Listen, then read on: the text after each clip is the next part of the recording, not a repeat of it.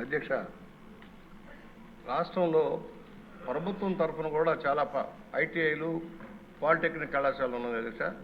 సరైన సౌకర్యాలు లేక కొనసాగుతున్నాయి. సిబ్బంది కూడా నియామకాలు చేయలే. గత 5 సంవత్సరాల్లో గత ప్రభుత్వ నిర్వాహకం వల్ల కొన్ని భవనాలు కూడా కూలిపోయినాయి. అది ప్రభుత్వం దృష్టికి వచ్చిందని నేను అడుగుతున్నాను. ఎందుకంటే ఇవాళ చాలా వరకు గ్రాడ్యుయేషన్ అంతా కూడా బీటెక్ వెళ్ళిపోతున్నారు సార్.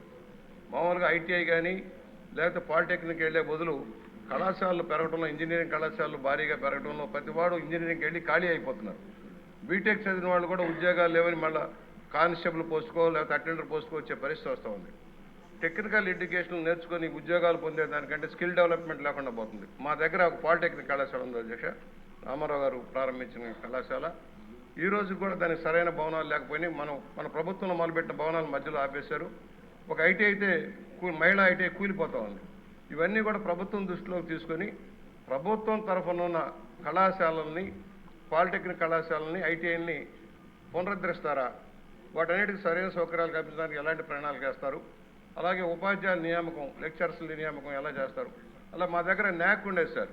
భవన నిర్మాణ కార్మికులకు ట్రైనింగ్ ఇవ్వడం న్యాక్ ఉంటే గత ప్రభుత్వం న్యాక్ను రద్దు చేసి దాంట్లో కలెక్టరేట్ పెట్టారు అధ్యక్ష. అసలు కనీస ఇంగిత జ్ఞానం, అవగాహన లేని ముఖ్యమంత్రి వల్ల ఇది నష్టం జరిగింది. దయచేసి సాంకేతికంగా తక్కువ స్థాయిలో పెద్దగా చదువుకునే వాళ్ళకి ఉద్యోగ కల్పనకి ఇది ఒక అవకాశం, ఐటీఐలు కానీ పాలిటెక్నిక్ కానీ. దాని మీద ఎక్కువ దృష్టి పెట్టవలసిందిగా నేను కోరుతూ దాని మీద సమాధానం చెప్పడం మంత్రి గారిని కోరుతున్నాను. ఆనందరావు గారు.